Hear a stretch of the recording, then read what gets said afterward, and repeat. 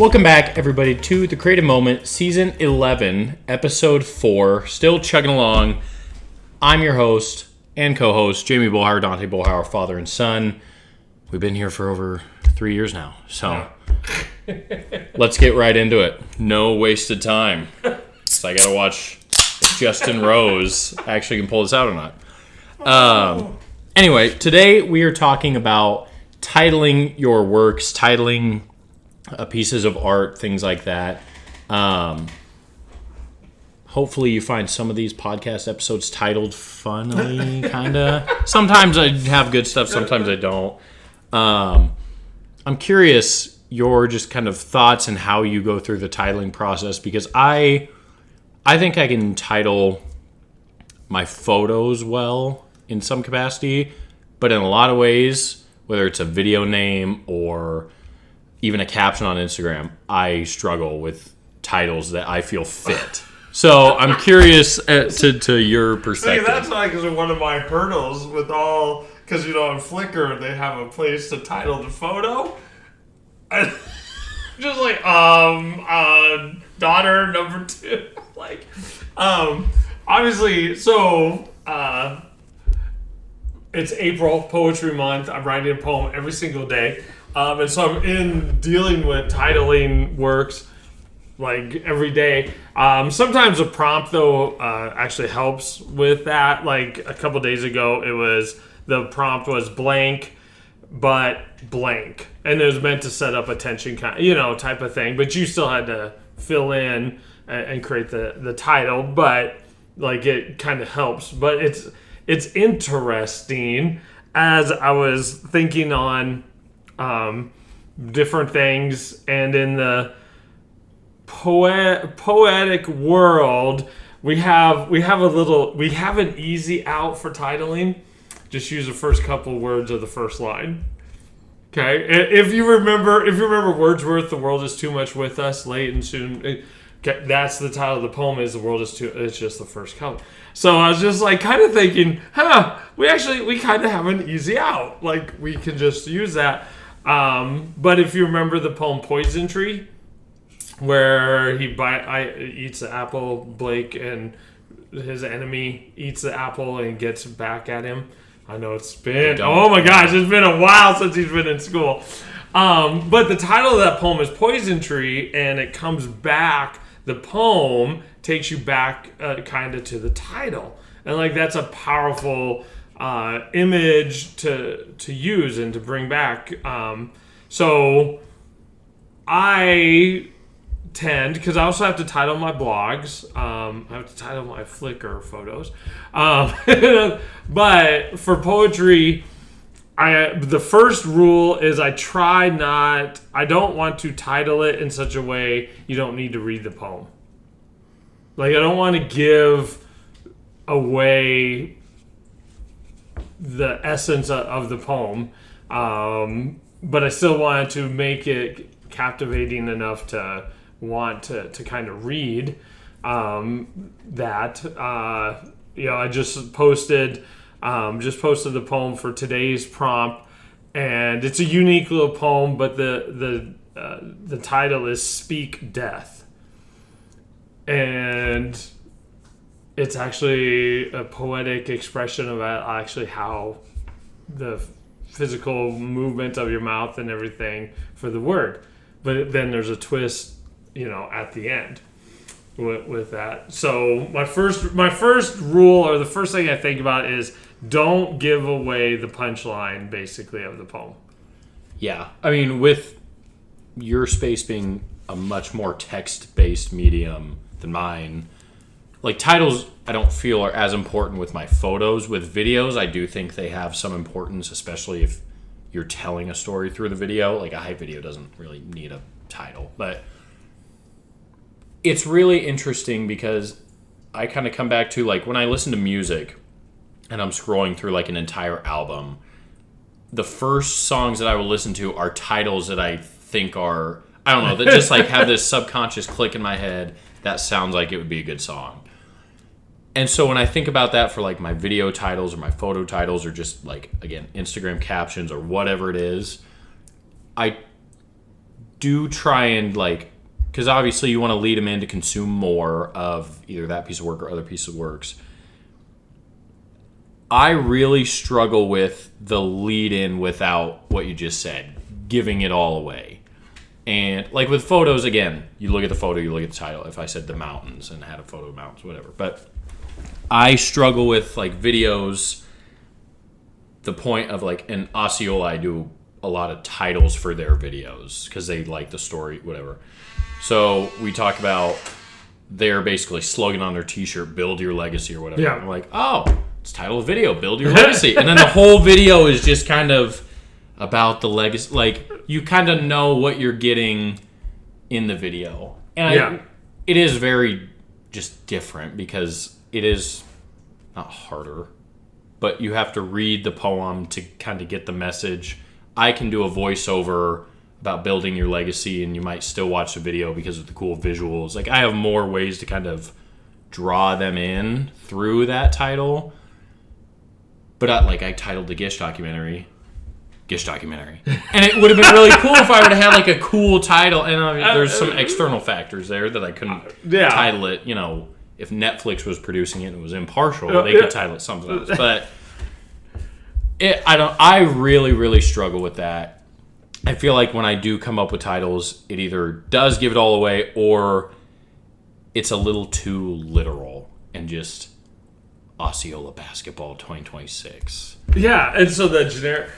I kind of, you were mentioning it was about song titles, and you know how I like to listen to, my top 40 countdown.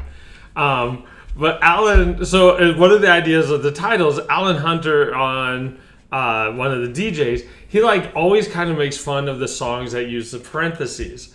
He kind of and another song title with unneeded parentheses, type of thing.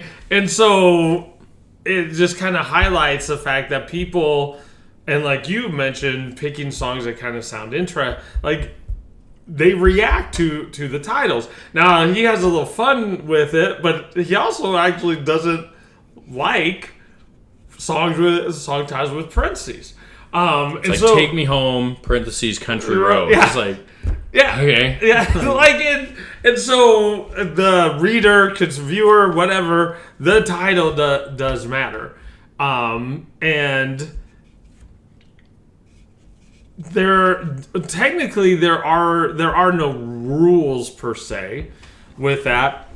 I think that though it can spark the continuation of reading or viewing or even kind of remembering. Obviously with Osceola, kind of giving you, it's kind of like a prompt for poetry, and so then it also gives you a direction, in regards of what content you use and things along that line. So that is actually helpful. But you didn't have to come up with the title, though. Yeah. And if I don't know. I don't think that punctuation, like in that case of Alan Hunter, who doesn't like parentheses, I get his point. But I have done, ended some of mine capitalization rules. I've broken it. I've done it correctly. A poem I just wrote and shared on my blog about my poetic philosophy. I just titled it the date in 2026, April 11th, 2026. And then because I thought it fit exactly what I was trying to do with the poem. Well, see, that's a good example of bringing you in without what's the context of the date. I want to find out more. Yeah. Let's read the poem. See, it could be anything by just reading the title. It could be a love story. It could be the date someone died. It could be anything. Okay, so but do you just label your photos like mountain, or no? My landscapes, I come up with what I think. So I always bring the photo of the Tetons up just because it's one of my favorite photos, even though it's not really super technically I think it's just a fine photo. But that I labeled or titled the the open range, I believe, when I like sold it. And that kind of fit to me because there's little horses in the foreground. There's the fence that I purposefully put in there to kind of like, I wanted that to be a part of the photo, and then the mountains and the like sky, whatever. So I try to kind of draw you in. If you just saw the title, I try to be a lot more creative. Landscape specifically, I feel like I do a pretty decent job at. Other like sports photography, I really have a hard time with unless it's an emotional photo. Like we talk about a lot, that Aurora player kneeling down in Memorial Stadium after, like, that one I feel like, I haven't titled it, but I feel like I could come up with a really good title for that. A lot of my work sometimes is less story related. You're hired to go take photos of a volleyball game. There's a story of the game, but not every photo tells that story. Yeah. And so that's where, like, when I get a carousel together on Instagram, I try to come up with something that would be a good title for, because I feel like that carousel of 10, 15 photos tells the story of the game. So then I try to come up with a little more kind of creative titling.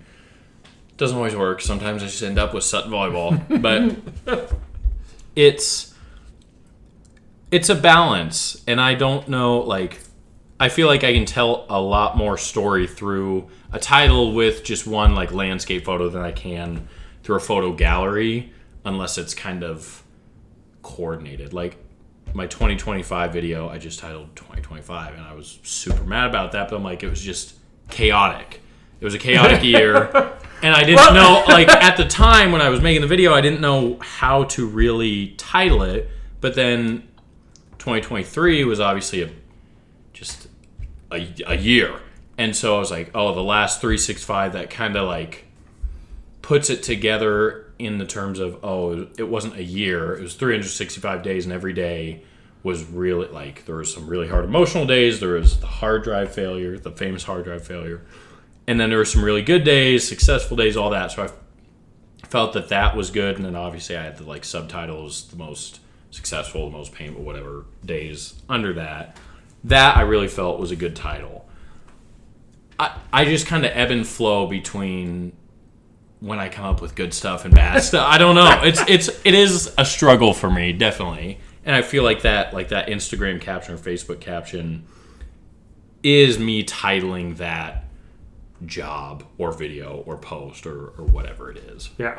I do think that a blah title or a wrong type of title, I think it can play into, it's the 30-second introduction for anybody, for whatever type of artwork it is or anything, along that line. And I don't technically, I'll say it, like grammar wise and some of that other stuff, I think that can be a little bit of the creative. I used the ellipses before, just start with my, which I do in my texts all the time. Kaylin made a joke about that. Goes, Dad, it's not that serious. Just bring a book to Fairfield. Like, yeah, it's not like. But that also kind of matches my style, though. Like, you kind of know of that. So if you're working with trying to title things and stuff, I think the biggest rule is don't give away everything for that. Give them but it's got to be enough to drive them to view it, to read it, stuff like that. It's not easy, actually. I think sometimes it is hard. It takes a lot of thought. I do the same thing with books I do with songs. Outliers caught my attention because it gives kind of the theme of the book, but I don't know outliers of what. And what I searched up, I think, like psychology books, and that came up. So I'm like, outliers of X. If it was just why you are only successful because of luck, I probably wouldn't have read the book. But that's kind of what the book says. I mean, it does actually, to a degree. Yeah. And where you were born, what time? Yeah. Look. the amount of hockey players that make it big are born before, what was it, like January 27th, because then they go, that's the cutoff date. Yeah, whatever. Great book. I love that book. But I do the same thing with judging a book by its cover. Like if it has a title that I'm like, what's that about? It will typically draw me in and I will consume it more than I read a book about how to talk to anybody. Just kind of a self-help, how to conversate better book. And it just felt from the get-go a little too tutorial based. I didn't finish it. I finished like 80% of it, but I'm like, it's just too whatever. And that is between writing and the title, whatever. But there are like, I kind of go back to like when I make hype videos for Osceola, that t-shirt slogan is trying to tell the story of your year and your team. And so it fits really well for me to title those similar with the video, build your legacy, like all that stuff. That the intentionality of a title can be so big. And it needs to tell the crux of the story of what you're trying to, the emotion you're trying to convey. But yeah, it can't like the build your legacy. Well, the story of that team is the whole season, but the building the legacy is what they're kind of like, their mentality, things like that. Yeah. And I try to, I can't walk as good a line. I think writers do for the most part, a really good job of it. I do not really. I mean, but it's a challenge. It is hard to come up with a title that is catchy. And like when I title senior photos, Jacob, it typically doesn't get as good of engagement. Because I didn't tell the story for people to draw in from the caption, or like on Facebook, you see the caption before the photos. Yeah, so and I true. need to do a better job of drawing people from the title. So let's delve just a little bit, and then because in one way the basic rule is don't give it away, but be creative and stuff, which is going to be hard. But social media, the way that we caption it and tie, because that is a certain way, and the use of hashtags.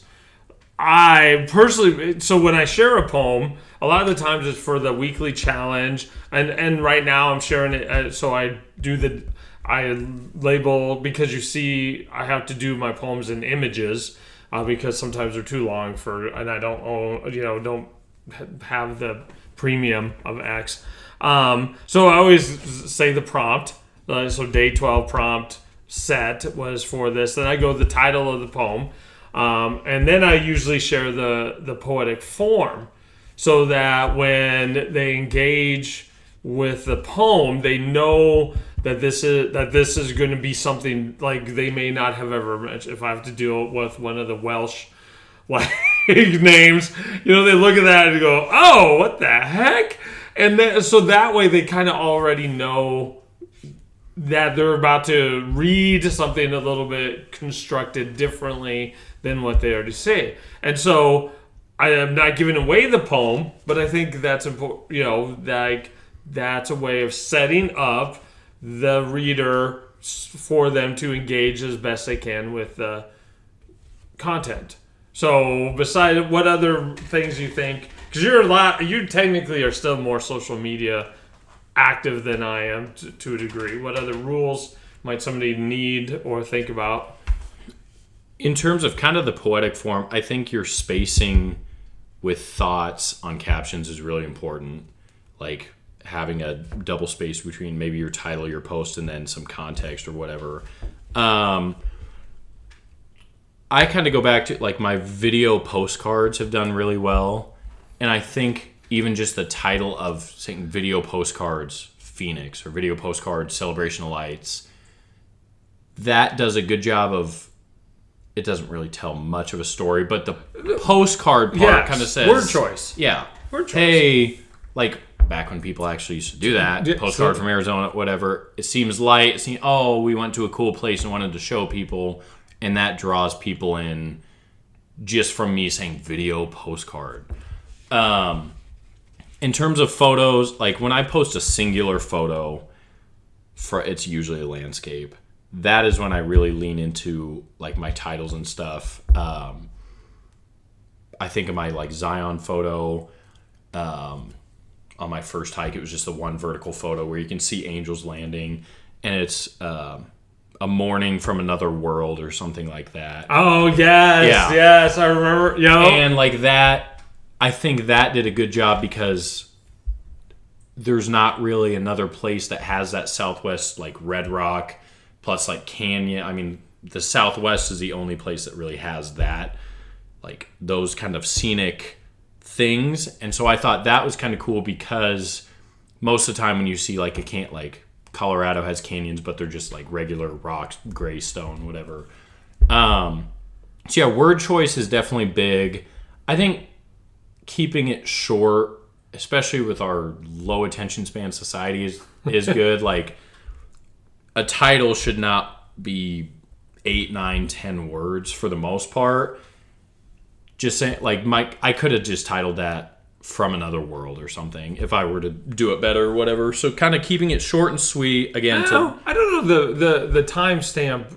Good morning. Like I think that matters. Yeah, I think that matters. Like because that's what. Because isn't there a shadow too? Yeah. If I remember the photo correctly, like the sun's coming harsh. Yeah, and so like that sets that understanding of where the shadow's there. Yeah. You know, even though they're not consciously going, oh, the sun is like, oh, it's morning time. The sun is coming.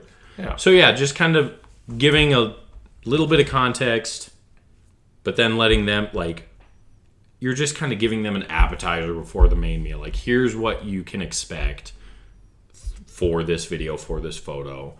And then, yeah, I think word choice is probably one of the bigger ones when I think about it. I also think having your like voice and your style in there, I try to make it, I call it cinematic, like a little bit removed from the personality of me, just kind of appreciate this view or this or whatever.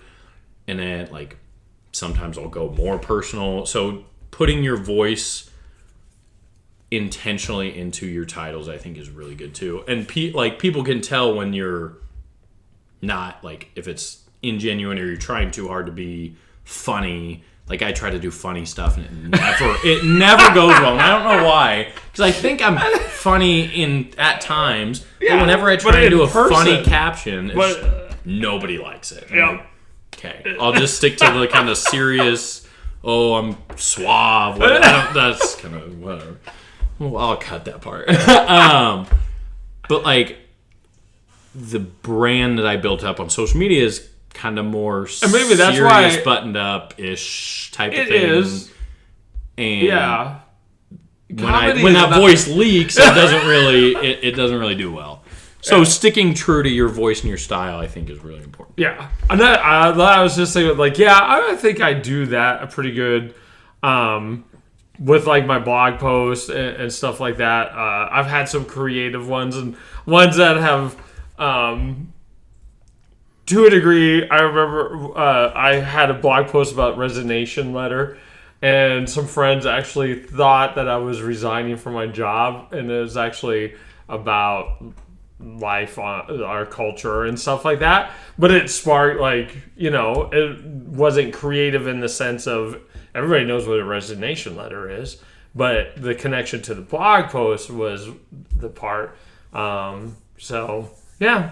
I guess the two biggest rules is stay true to your voice as much as possible, and don't give away the punchline of it, the heart of it. But it is a fine line. It is a fine line because you don't want to hit them, come way out of left field. Title doesn't match at all with that, so. Yeah. Well, so it'll be interesting what he titles this video. I'm gonna have to work on this. I don't do that. Have to think about every title of every video has actually been Dante. I do not help with that. So yeah, and sometimes it's not mailed in, but I can't think of anything, and sometimes I can be a little witty. Yeah, but you know, whatever. That's kind of me on this podcast. Sometimes I'm witty. Sometimes I ramble. And I don't even know what I'm talking about. But. As always, thank you guys for listening or watching. Again, if this is the first time you're seeing us or listening to us, we're on YouTube, we're on Spotify, we're on Apple. So if you usually watch our videos, you can listen to them if you're driving, just on Spotify, Apple, wherever you get your podcasts. If you're at home and eating dinner and want to actually see what we look like, if you've been listening to us, you can watch on YouTube and stuff. But again, thanks as always for the support, and we will see you guys in a couple weeks.